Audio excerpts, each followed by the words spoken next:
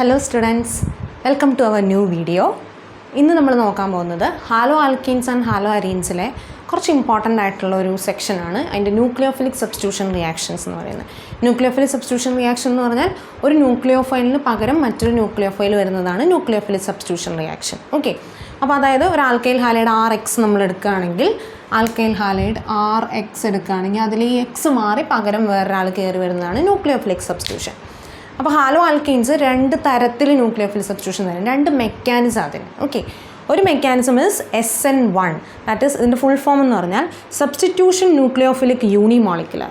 അപ്പോൾ ഇതിൻ്റെ ഫുൾ ഫോമോ സബ്സ്റ്റിറ്റ്യൂഷൻ ന്യൂക്ലിയോഫിലിക് ബൈമോളിക്കുലർ. കണ്ടോ, അതാണ് SN1ഉം SN2ഉം, substitution nucleophilic unimolecular and bimolecular. Unimolecular and bimolecular എന്ന് പറഞ്ഞാൽ അവരുടെ കൈനറ്റിക്സ് അനുസരിച്ചാണ്, അവരുടെ റിയാക്ഷൻ്റെ റേറ്റ് അനുസരിച്ചാണ് ഈ യൂണിമോളിക്കുലർ ബൈമോളിക്കുലർ എന്ന് പറയുന്നത്. ഓക്കെ, ഓരോ രണ്ട് തമ്മിലുള്ള ഡിഫറൻസസ് ഈസി ആയിട്ട് മനസ്സിലാക്കാൻ വേണ്ടി ഞാനൊരു ടേബിളായിട്ട് ഫോമുലേറ്റ് ചെയ്തിട്ടുണ്ട്.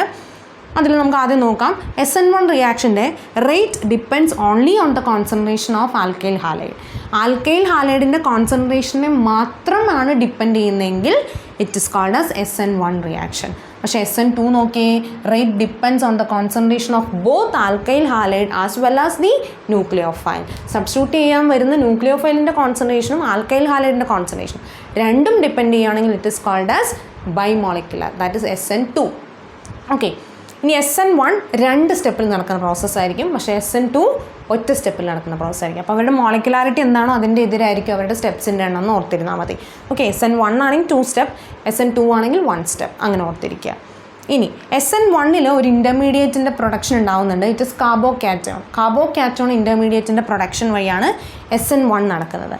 SN2 ആണെങ്കിലോ, SN2 അങ്ങനെ ഒരു ഇൻ്റർമീഡിയറ്റ് ഇല്ല, പക്ഷേ SN2 കോൺഫിഗറേഷൻ ഇൻവേർട്ട് ചെയ്യപ്പെടും. അതായത് എങ്ങനെയാണോ തുടങ്ങിയപ്പോൾ ഉണ്ടായിരുന്നത് അതിൻ്റെ നേരെ ഉൾട്ട കോൺഫിഗറേഷൻ ആയിരിക്കും പ്രൊഡക്റ്റ് ഉണ്ടായി കഴിയുമ്പോൾ. ഓക്കെ, അതാണ് അവിടെ ഓർത്തിരിക്കേണ്ട ഒരു കാര്യം. ഇനി നമുക്ക് എക്സാമ്പിൾ എടുത്ത് ഓരോരുത്തരെയും നോക്കാം. SN1 ഒരു എക്സാമ്പിൾ നമ്മൾ പറയുന്നത് ആൽക്കൈൽ ഹാലൈഡ്സ്, ടേഴ്ഷറി ആൽക്കൈൽ ഹാലൈഡ്സിൻ്റെ ഹൈഡ്രോളിസിസ് ആണ്. ടേഴ്ഷറി ആൽക്കൈൽ ഹാലൈഡിൻ്റെ ഹൈഡ്രോളിസിസ്. അപ്പോൾ ഒരു ടേഴ്ഷറി ആൽക്കൈൽ ഹാലൈഡ് എടുത്തിട്ടുണ്ട്. ഫസ്റ്റ് സ്റ്റെപ്പിൽ എന്ത് സംഭവിക്കും? കാർബോകാറ്റോൺ ഇൻ്റർമീഡിയറ്റിൻ്റെ ഫോർമേഷൻ അല്ലേ. സോ ഫസ്റ്റ് സ്റ്റെപ്പിൽ ആ BR മൈനസ് ആയിട്ട് എലിമിനേറ്റ് ചെയ്ത് പോകും. സോ നമുക്ക് ഈ കാർബൺ വിത്ത് പോസിറ്റീവ് ചാർജ്, ഇതിനെയാണ് കാർബോകാറ്റോൺ എന്ന് പറയുന്നത്.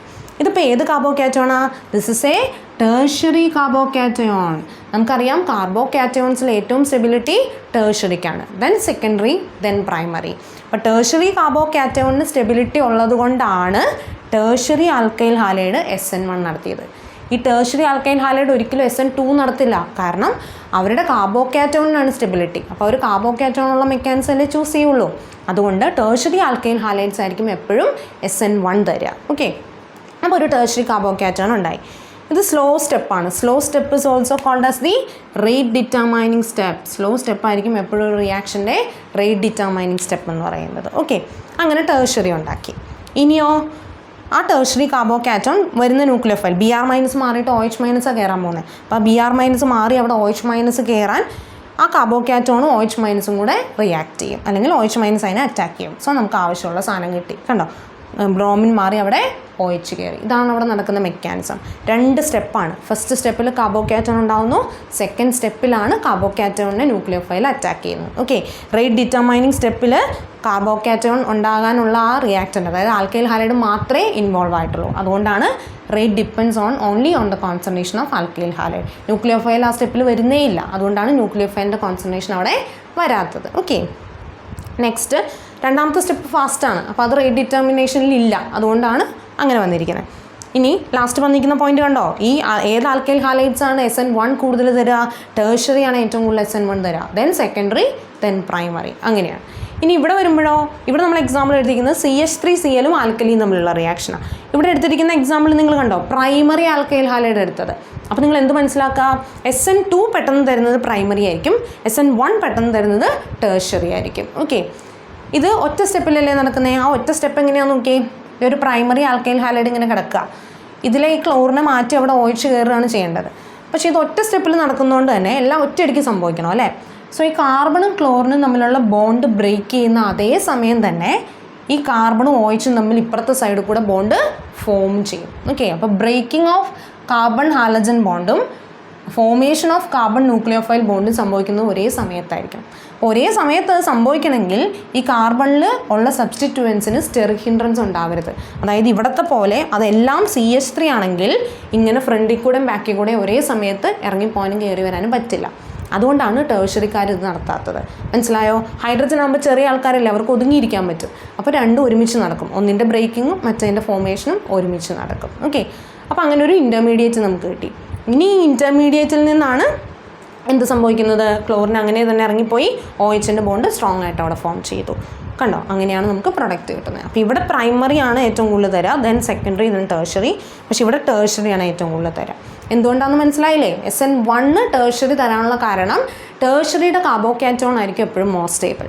പക്ഷേ SN2 പ്രൈമറി തരാനുള്ള കാരണം പ്രൈമറിക്ക് സ്റ്റെറിക് ഹിൻഡ്രൻസ് കുറവായിരിക്കും. അപ്പോൾ ബാക്ക് സൈഡിലൂടെ ലീവ് ചെയ്ത് പോകാനും അപ്പുറത്തെ സൈഡിൽ കൂടെ അറ്റാക്ക് ചെയ്യാനും കംഫർട്ടബിൾ ആയിരിക്കും. ഓക്കെ, ഇനി എന്താണ് ഈ ഇൻവേർഷൻ ഓഫ് കോൺഫിഗറേഷൻ എന്ന് നിങ്ങൾ കണ്ടോ? ഇത് തുടങ്ങിയപ്പോൾ ഹൈഡ്രജൻ കണ്ടോ ഈ സൈഡിലായിരുന്നു, എല്ലാ ഹൈഡ്രജൻസും ഈ സൈഡിലായിരുന്നു. അപ്പോൾ ഹൈഡ്രജൻ ഇരിക്കുന്ന സൈഡിൽ കൂടെ തന്നെ എന്തായാലും അറ്റാക്ക് ചെയ്യാൻ പറ്റില്ലല്ലോ. അറ്റാക്ക് ചെയ്യുന്ന അതേ സൈഡിലൂടെ തന്നെ ലീവ് ചെയ്യാനും പറ്റില്ല. സോ ലീവ് ചെയ്യുന്നത് അറ്റാക്ക് ചെയ്യുന്നത് രണ്ട് സൈഡിൽ കൂടെ ആയിരിക്കും.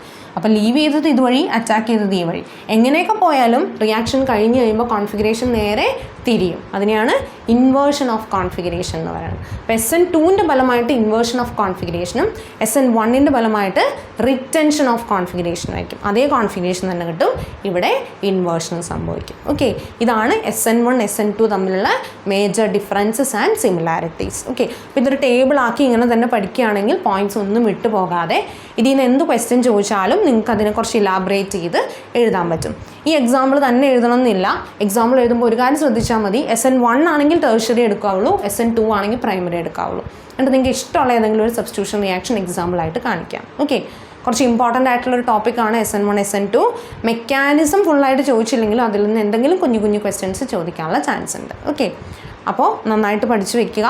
എന്തെങ്കിലും ഡൗട്ട് ഇതിനെ റിഗാർഡിങ് ഉണ്ടെങ്കിൽ കമൻസിൽ ചോദിക്കാവുന്നതാണ്. ഓക്കെ, അപ്പോൾ നെക്സ്റ്റ് വീഡിയോയിൽ കാണുന്നത് വരെ ബൈ.